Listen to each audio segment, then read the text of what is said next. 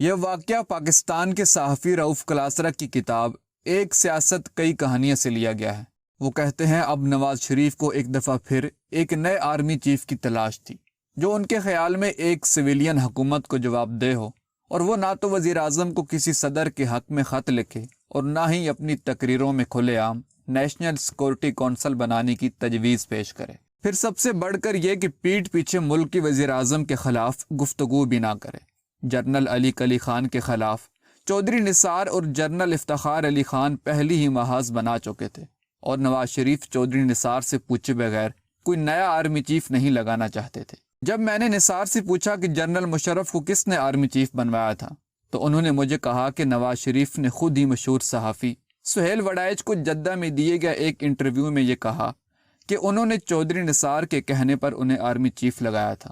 چودھری نثار نے مجھے جنرل مشرف کو آرمی چیف بنوانے کی کہانی سنانا شروع کی۔ جس شام D G I S I general Rana Naseem general Jahangir Karamat کا استعفیٰ نواز شریف کے حوالے کر گئے، تو نواز شریف نے اپنے ملٹری سیکریٹری سے کہا کہ وہ corps commander Mangla lieutenant general Pervez Musharraf کو کال کریں اور اس سے کہیں کہ وہ رات کے 9 بجے سے پہلے انہیں آ کر ملیں۔ جنرل مشرف کو جب یہ ٹیلی فون کال ملی تو وہ بڑے حیران ہوئے کہ ملک کا وزیر اعظم جس نے کچھ دیر پہلے آرمی چیف سے استعفیٰ لیا تھا، وہ انہیں اس طرح بلا کر کیوں ملنا چاہ رہا ہے۔ جنرل مشرف اتنے گھبرا گئے اور انہوں نے ملٹری سیکریٹری سے پوچھا کہ کیا میں وزیر اعظم سے ملنے یونیفارم میں آؤں یا سادہ کپڑوں میں۔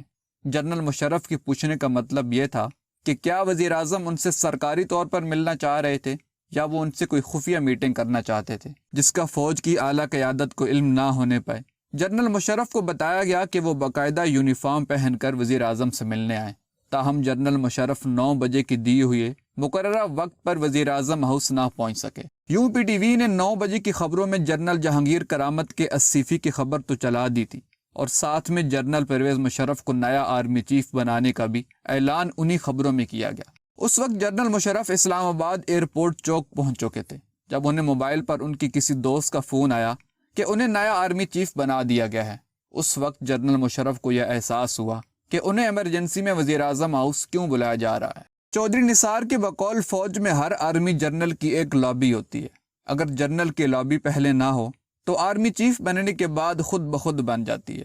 تقدیر نے جنرل مشرف کو آرمی چیف بنانا تھا، لہٰذا یہ بحث اب بیکار ہے کہ ان کا نام نواز شریف کو کس نے دیا تھا۔